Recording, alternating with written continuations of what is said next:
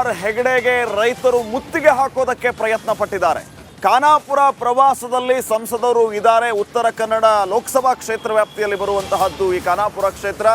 ಇಲ್ಲಿ ಪ್ರವಾಸದಲ್ಲಿರುವಂತಹ ಸಂದರ್ಭದಲ್ಲಿ ರೈತರು ಮನವಿಯನ್ನ ಕೊಡೋದಕ್ಕೆ ಅಂತ ಸಂಸದರ ಹತ್ರ ಬಂದಿದ್ದಾರೆ. ಆದರೆ ಸಂಸದರು ಕಾರಿಂದ ಕೆಳಗಿಳಿಯದೆ ಮನವಿಯನ್ನ ಸ್ವೀಕರಿಸದೆ ಹಾಗೆ ಹೋಗ್ತಾ ಇದ್ದದ್ದಕ್ಕೆ ರೈತರು ಆಕ್ರೋಶವನ್ನ ವ್ಯಕ್ತಪಡಿಸಿ ಸಂಸದರಿಗೆ ಮುತ್ತಿಗೆ ಹಾಕೋದಕ್ಕೆ ಮುಂದಾಗಿದ್ದಾರೆ.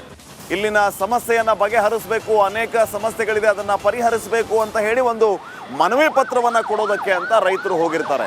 ಆದರೆ ಈ ಸಂದರ್ಭದಲ್ಲಿ ರೈತರಿಗೆ ಸರಿಯಾಗಿ ಸ್ಪಂದಿಸಲಿಲ್ಲ ಅನ್ನುವಂತಹ ವಿಚಾರವನ್ನ ಇಟ್ಕೊಂಡು ಸಂಸದ ಅನಂತಕುಮಾರ್ ಹೆಗಡೆಯ ವಿರುದ್ಧ ರೈತರು ಆಕ್ರೋಶವನ್ನ ಹೊರಹಾಕಿದ್ದಾರೆ, ಮುತ್ತಿಗೆಗೆ ಪ್ರಯತ್ನಿಸಿದ್ದಾರೆ.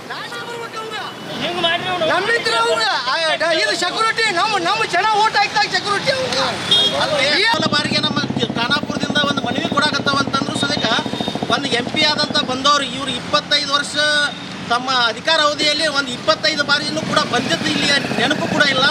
ಮತ್ತು ಇಲ್ಲಿ ರಸ್ತೆಗಳು ಅವರು ಈಗ ಸುತ್ತಾಡಿ ಬಂದಾರ ಕ್ಷೇತ್ರನ.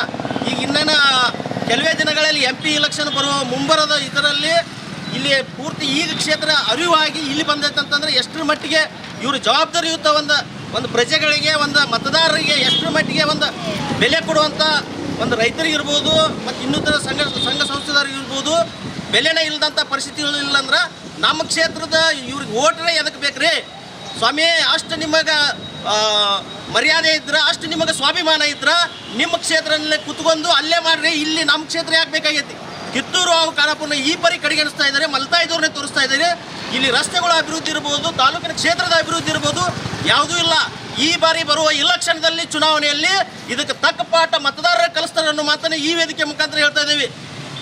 ಮೊದಲ ಬಾರಿಗೆ ನಮ್ಮ ಖಾನಾಪುರದಿಂದ ಒಂದು ಮನವಿ ಕೊಡಾಕತ್ತಾವಂತಂದ್ರು ಸದ್ಯಕ್ಕೆ ಒಂದು MP ಆದಂತ ಬಂದವರು ಇವರು 25 ವರ್ಷ